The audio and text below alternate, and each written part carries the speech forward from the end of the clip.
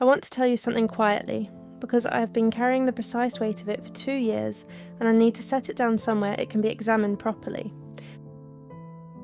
The nurse asked me who I was in relation to the child.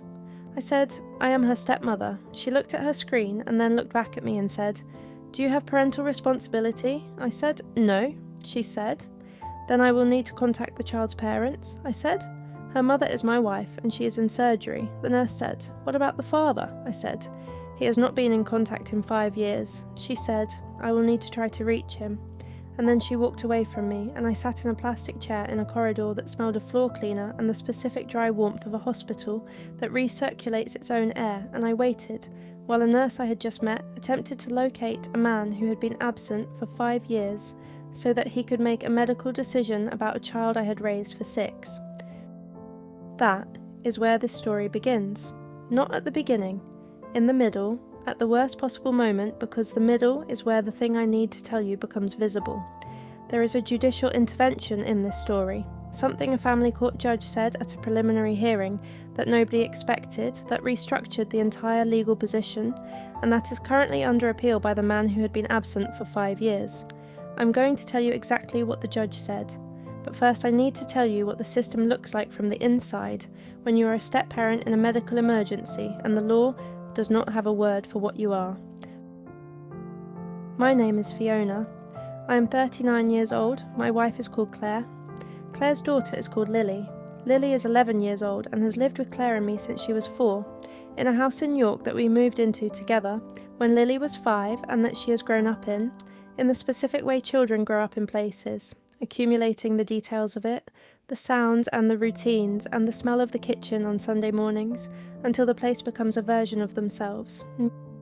Lily's biological father is named Owen. He and Claire separated when Lily was 3. For the first year of the separation, Owen had regular contact. In the second year, the contact became irregular. By Lily's 5th birthday, Owen had not been in contact for 11 months. Claire's attempts to maintain communication produced 2 responses in 14 months and then nothing.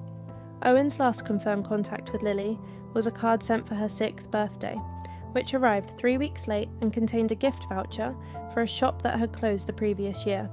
I'm being precise about this because precision is the only register I can sustain when I describe these facts. Now, I want to stop and ask you to reframe the situation, because there is something I want you to hold before we go further. I have described a step-parent who has been present, and a biological father who has been absent. You may be constructing a moral hierarchy from those 2 facts. I want to complicate that hierarchy. Owen is not a simple absence. He is a man who left a relationship under circumstances that Claire has described to me as genuinely painful on all sides, who found, in the years that followed, that the grief of a failed relationship and the logistics of maintaining contact with a young child were a combination he could not manage. This is not an excuse, but it is a mechanism, and understanding the mechanism matters for understanding what came next. Owen retained parental responsibility. He had not applied for a parental responsibility order. He had it automatically as Lily's registered father. That legal status had been dormant for 5 years.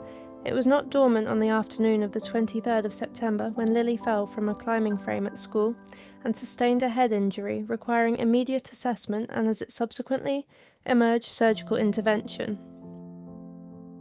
Claire was in surgery herself that afternoon, a planned procedure, long scheduled, from which she would not emerge for 4 more hours. I was the person the school called. I was the person who went to the hospital. I was the person who sat in the plastic chair in the corridor while the nurse attempted to reach Owen. She reached him in 43 minutes.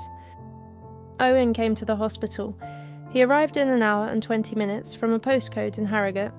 He had, apparently, been keeping a rough track of Lily's whereabouts through Claire's social media, enough to know the approximate area. He came in and he saw me, and something crossed his face that I noted carefully because I have learned to note things carefully.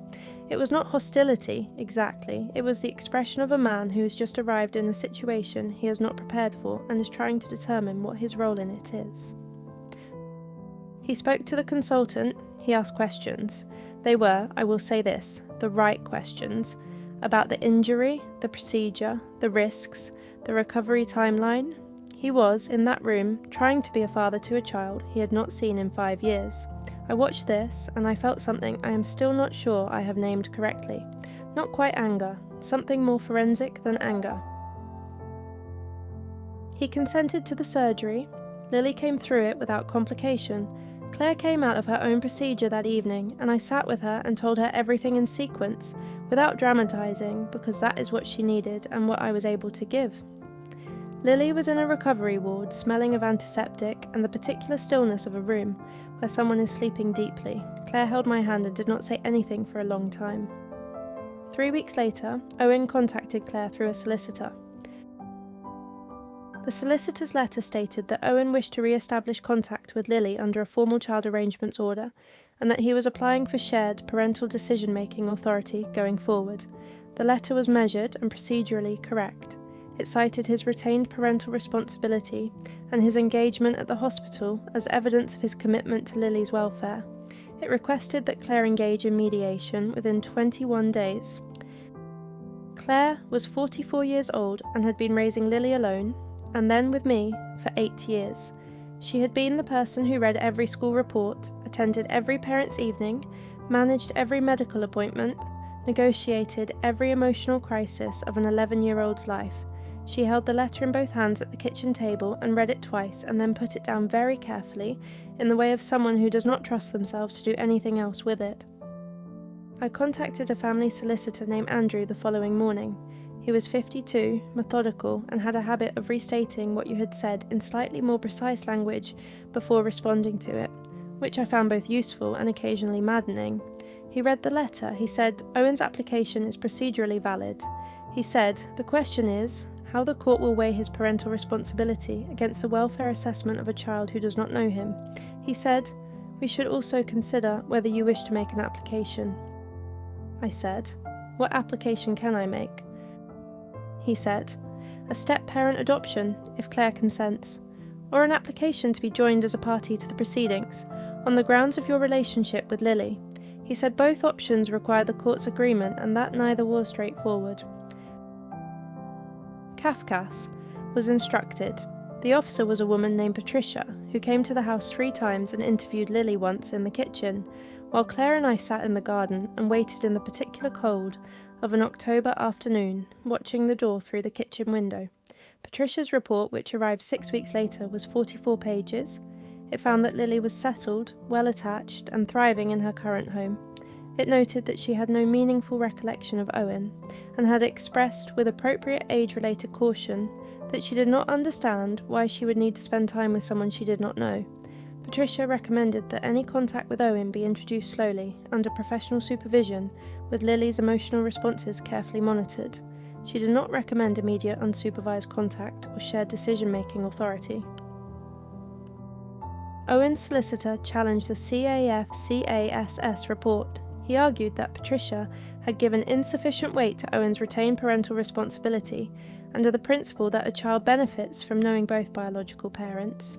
He argued that Lily's expressed reluctance was not informed reluctance, that she could not meaningfully consent to or refuse a relationship she had not had the opportunity to form. He cited case law. He was not wrong that the law contains this tension. The tension between a child's expressed wishes and a parent's rights is one of the most contested areas of family law, and Owen's solicitor was navigating it with professional competence. The preliminary hearing was in the family court in York on a Tuesday in January.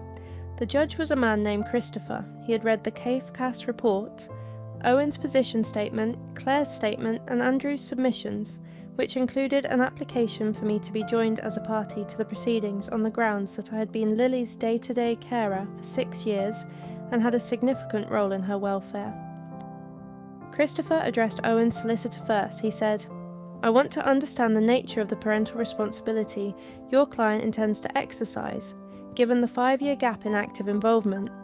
He said it with the flatness of someone who has formed a view and is giving the other side an opportunity to change it. Owen's solicitor outlined the legal position regarding retained parental responsibility. Christopher listened. Then he said something that Andrew noted in real time and showed me afterward, written in the margin of his own copy of the position statement. Christopher said, parental responsibility is not a dormant right that activates at the holder's convenience. Not a dormant right that activates at convenience. Owen's solicitor objected immediately, on the grounds that this characterization prejudged the application. Christopher said he was making no finding, he was identifying the welfare question the court would need to address. He then turned to Andrew and said that the application to join me as a party was granted, on the grounds that my role in Lily's life constituted a significant connection that made it appropriate for the court to hear my position directly. Joined as a party. Owen's solicitor filed an appeal against the joinder decision within 10 days. The appeal argued that joining a step-parent as a party in a biological father's contact application set a precedent inconsistent with the established legal framework for parental rights. The appeal is currently being considered by the Court of Appeal. We are awaiting the outcome. In the meantime, Owen's contact application proceeds at the lower court level on a parallel track. The timetable is suspended in relation to my participation, pending the appeal.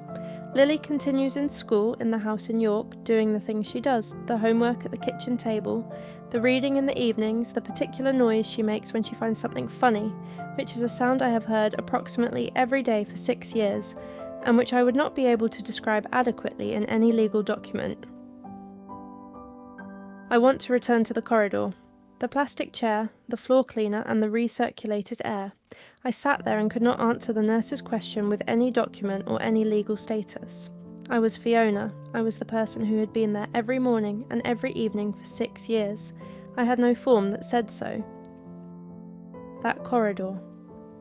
I think about it differently now, because the joinder decision, Christopher's ruling that I could be heard for me, is, in its way, the corridor's opposite. It is a court saying, you are here, you are relevant, you will be listened to.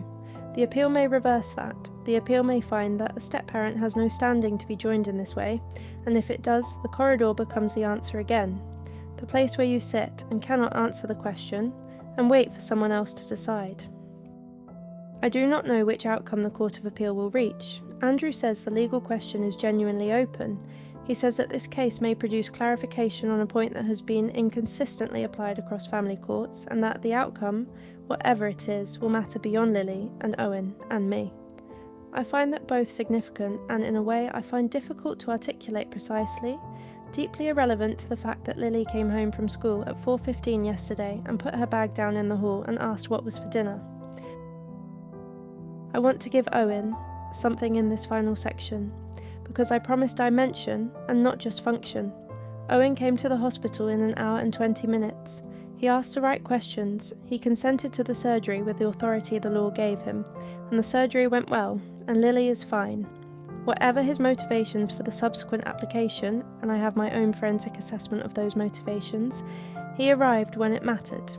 He did the thing that the law had preserved his right to do. I can hold that, and also hold the rest of it. Both things are present simultaneously, and I will not pretend otherwise.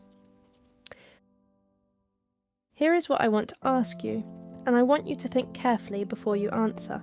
If you had been Christopher, if you had read the file and heard the arguments and understood both the legal framework and the welfare reality, would you have said what he said? Would you have called parental responsibility a dormant right that activates at convenience? And if you had said it, knowing it would produce an appeal, knowing the outcome was uncertain, knowing that it might be overturned, would you still have said it? Because I believe Christopher knew it would be appealed. I believe he said it anyway, and I have thought about what it means to say the true thing in a room where you know it will be challenged, and to say it precisely because it is true and because someone needs to hear it said, formally, on the record, even if it doesn't hold. The appeal continues. Lily is fine. The kitchen still smells like Sunday mornings. I'm still here.